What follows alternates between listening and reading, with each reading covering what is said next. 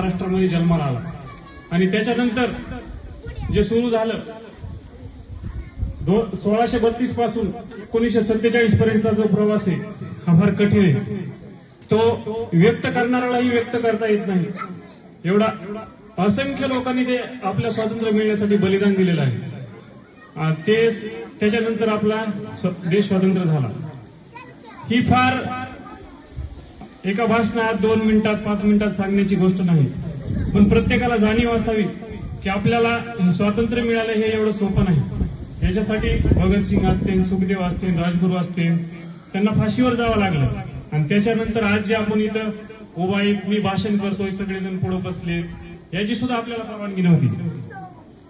यांच्या सगळ्या प्रयत्नानं महात्मा गांधीजी असतील, डॉक्टर बाबासाहेब आंबेडकर असतील, असंख्य पुरुष यांनी आपलं त्याग दिला, बलिदान दिलं.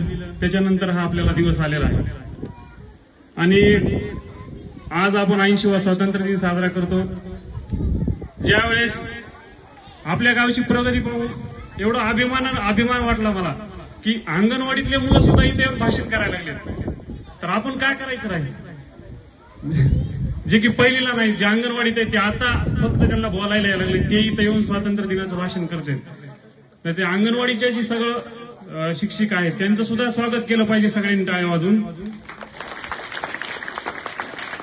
आणि त्याच्यानंतर आपली जी जिल्हा परिषद शाळा आहे, सरांनी सांगितलं की इथलं प्रमाण वाढलंय आणि सर खरंच वाढलंय.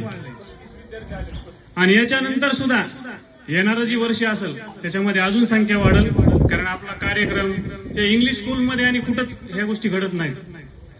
सर्वसामान्य आता तुम्ही स्पर्धा परीक्षा घेतल्या, त्याच्यामध्ये बरेच विद्यार्थी उत्तीर्ण झाले, त्यांना आतापासून त्यांचा बेस पक्का होतोय. भविष्यामध्ये ते नोकरीला लागतील नाही लागतील ह्याचं काय सांगता येत नाही, पण एक चांगले नागरिक बनू शकतात हे मात्र मी विश्वासानं सांगू शकतो.